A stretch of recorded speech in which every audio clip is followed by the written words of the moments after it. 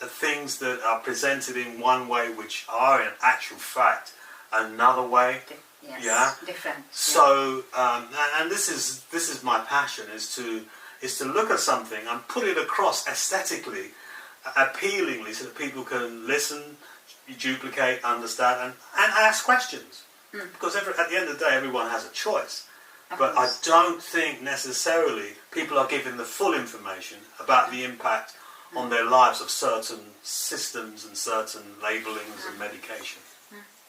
That's very, very interesting, intriguing, and at the same time, it's amazing to see that some people, they think so deep into the subject matters at the same time, what is going in the society, at the same time how the system is working for the society, or sometimes, as you are saying, sometimes it goes against the welfare as well. So that is, I think, your concern is that's why you are trying to create. I would call you. Can I call you a rebel?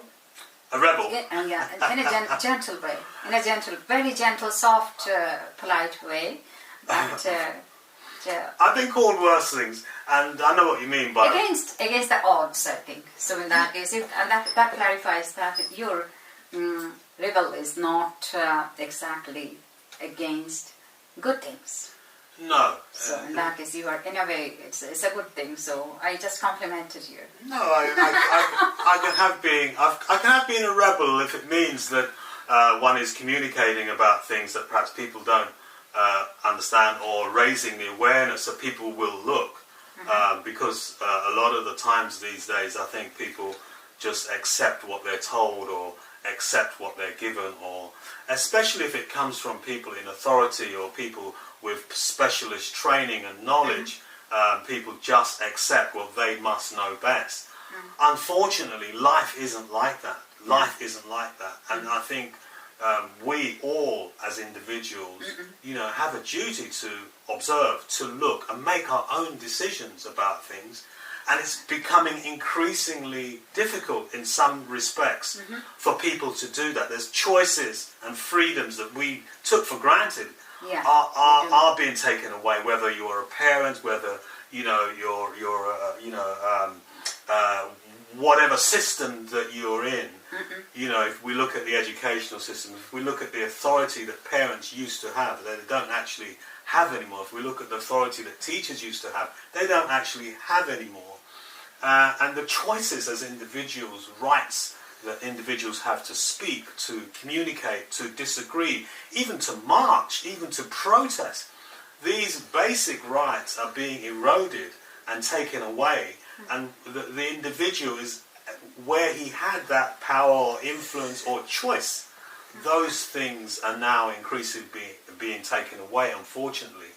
And with the continuous pressure on individuals, it's very, very hard to find the time to look and investigate, because people are under so much pressure. We can see that, the bills, the electric, the gas, petrol, all these things, people are bombarded with the pressure of trying to survive in these difficult times, right? And so they don't have time to, look left, and they're really just focusing on getting by, which is sad. Yes. I think, I can understand that. It's a very, very serious topic, so we can talk about it hours and hours. But at the same time, I would like to ask you, there are other few, maybe a couple of questions. Can I ask you? Absolutely. Go ahead. Yes. I would like to know, I'm very much intrigued to know about the music company you are going to be starting. Very, very soon your music company is going to be starting. And at the same time, you are doing a project. So I would like to know about that project, because it is a very interesting one. Yeah, I think for many, many years I wrote poetry, and whether it was about relationships, whether it was about love, whether it was about people that I observe. I work with people, I meet people, and I get a sense of who they are, what their genius is. We all have genius. We all have things that make us shine, make us different. So I'd pick up on that, and I would write little poetry, bits of poetry about individuals, because it highlights and brings out that specialness, that speciality that we all have. Mm-hmm. So for quite a long time, I was doing that. Unknowing, but I was just doing it because I liked it. Mm-hmm. And then one day, I was asked to sing, and I wasn't a singer, but I was asked to sing to raise money. Compelled to sing.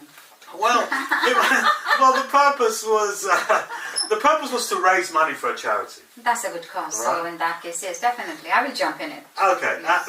But it was they were going to sponsor me for singing a song in a